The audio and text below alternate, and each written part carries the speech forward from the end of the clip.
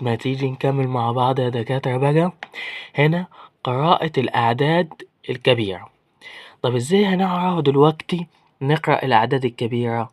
طيب نبص كده معايا. هنا دلوقتي عشان نقرأ العدد الكبير مثلا، هنا الرقم ده مثلا مكون من كام؟ هنا 14 ملايين. قلنا هنا الملايين، خانة الملايين، وهنا خانة الألوف، وهنا خانة الوحدات. ركزوا معايا كده يا دكاترة عشان نعرف نقرأ ايه الرقم ده. طيب يبقى هنا هنقول 14 مليون، يبقى 14 مليون و159,603. يبقى احنا بنقرأ الرقم من ازاي؟ من الشمال لليمين. 14,159,603. تعال نقرأ الرقم اللي احنا قلنا عليه بالمليارات. هنا 9 مليارات. بعد كده ايه؟ زي ما احنا اتعودنا نفصل كل 3 أرقام عن بعض. يبقى هنا 526 مليون. يبقى 526 مليون و300,000 و314. يبقى احنا بنقرأ الرقم ازاي؟ من الشمال لليمين، من الشمال لليمين. 9 مليارات 526 مليون و300,000 و314. تمام؟ عرفتوا كده؟ فهمتوا ازاي الأرقام نقراها مع بعض؟ طيب تعالى بقى نجيب أمثلة على الكلام ده. ما تيجي نشوف مع بعض. بص بقى، احنا دلوقتي لو جبنا الأمثلة دي هنا زي ما انتوا شايفين كده اهو، هوضحها لكم. بصوا كده، دقيقة خليكم معايا اهو.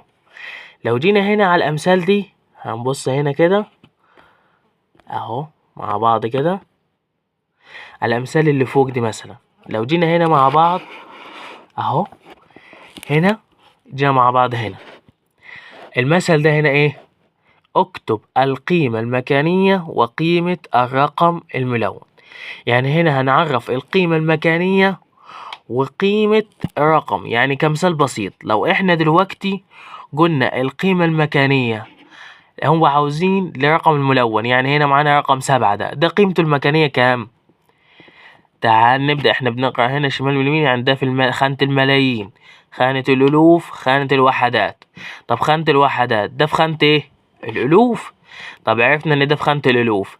خانة الألوف ده في خانة ايه؟ خانة الآحاد. يبقى هنا القيمة المكانية قيمة آحاد الألوف أو قيمة الألوف. يعني ممكن هو يقولك، جايب لك في المثال مثلا يقولك آحاد الألوف، عشرات الألوف، مئات الألوف. تعرف انت دي خانة ايه؟ يبقى آحاد الألوف. يبقى دي اسمها قيمة الآحاد الألوف. تمام. نخش بقى على قيمة الرقم. قيمة الرقم قلنا بنعملها ازاي؟ نبص على الرقم نشوف كام رقم وراه. ادي 1 2 3، 3 أرقام ورا رقم 7. يبقى احنا كده هنحط 0 2 3، حطينا اهو 3 أصفار. يبقى قيمة الرقم 7000. يبقى احنا كده حددنا القيمة المكانية يا دكاترة، وحددنا قيمة الرقم. طب ما تيجي نبص بقى على الرقم ده فين؟ هنا خانة الوحدات، خانة الألوف، خانة الملايين. طب الرقم ده هنا معايا فين؟ في خانة الملايين. طيب عرفنا ان هو في خانة الملايين، فأني خانة في خانة الملايين. هنبص هنا واحدة واحدة. آحاد، عشرات، مئات. يبقى هنا آحاد، عشرات، مئات. يبقى ده في خانة ايه؟ العشرات. طيب في خانة عشرات ايه؟ عشرات الملايين. يبقى احنا كده عرفنا القيمة المكانية بتاعته اللي هي عشرات الملايين. طيب تعال نبص بقى على قيمة الرقم. قيمة الرقم دي قدامها كام صفر؟ طيب اهو بص، قدامها كام رقم؟ ادي 1 2 3 4 5 6 7. يبقى هنا قدامها 7 أرقام. يبقى نحط كام صفر؟ 7 أصفار. يبقى قيمة الرقم ادي 1 2 3 بعد كده فاصلة. لازم بعد كل 3 أصفار تعمل فاصلة بحيث ايه تعرف تقرأ رقم صح. طيب اهو هنا 1 2 3. يبقى هنا معانا 6 أرقام وادي ال7. يبقى دول 7 أرقام. يبقى ده الرقم ده يقرأ ايه؟ 50 مليون. يبقى هنا 50 مليون. طيب يبقى احنا كده عرفنا القيمة، نميز القيمة المكانية وقيمة الرقم. طب تعالى نخش بقى على القيمة المكانية دي برضو بتاعت الرقم ده. الرقم ده فين؟ هنا وحدات، ألوف، ملايين، مليارات. يبقى ده في خانة ايه؟ المليارات. يبقى هنا في خانة أحاد المليارات. يبقى هنا في خانة الأحاد المليارات عشان ده هو رقم.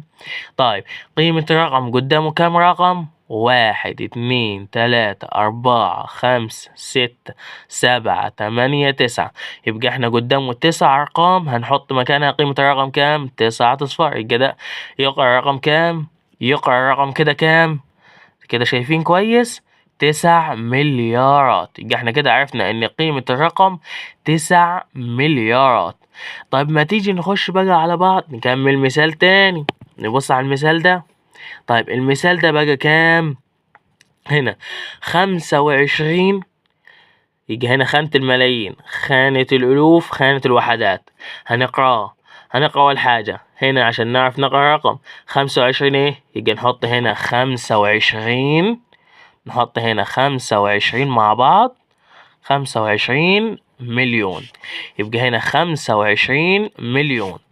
طيب هنا حطينا مع بعض 25 مليون. طيب قيمة فين الألوف؟ ادي الألوف، ادي الألوف 600 وكام؟ 680. يجي نحط هنا 680 في خانة الألوف. يجي هنا حطينا 680 في خانة الألوف. يجي هنا حطينا 680. 25 مليون 680 ألف 396 وحدات. يبقى 396 ايه؟ وحدات. يبقى كده عرفنا ازاي نقرأ الرقم اهو. بنقسمه 3 من الشمال لمين. 25 مليون 608 ألف 396. كده قرينا الرقم كويس خالص وعرفنا ازاي نقرأه. طيب هيقول لك بقى قيمة الرقم 2.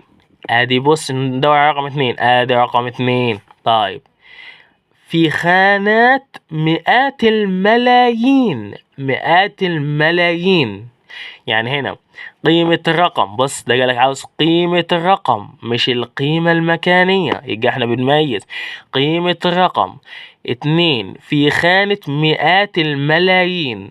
مئات الملايين يعني هو في خانة المئات. تساوي كام؟ تعال نشوف. يعني هنا معانا رقم 2.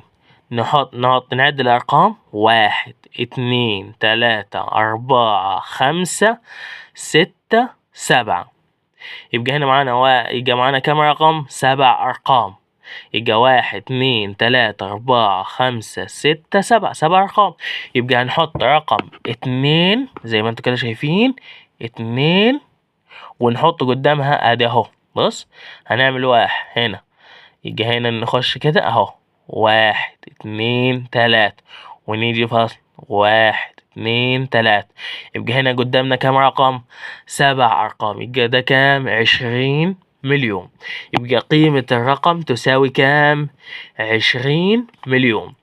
طيب إذا كانت قيمة الرقم 8 تساوي 80 ألف. فين الرقم اللي في خانة الألوف؟ أهو 8 في خانة الألوف. فين؟ 8 أهو. يبقى احنا كده قيمة الرقم في خانة الألوف 8. يبقى هتساوي كام؟ تساوي 80 ألف. ده قيمة الرقم. طب هو بيقول لك أنا عاوز القيمة المكانية للرقم ده. هتعرفوا تميزوها يا دكاترة ولا لأ؟ لسه جايل لكم، ركزوا معايا. ادي اهو كده عرفنا كام؟ عرفنا ان القيمة المكانية بتاعته فين؟ في خانة الألوف. طب في أنهي خانة في خانة الألوف عشان تبقى إجابتك دقيقة، عشان تبقى إجابتك إيه؟ مميزة كده. طيب هيجي هنا خانة مئات الألوف. يبقى احنا نقول خانة مئات الألوف. يبقى هنا في خانة عشرات الألوف، مئات الألوف، يبقى احنا هنا في خانة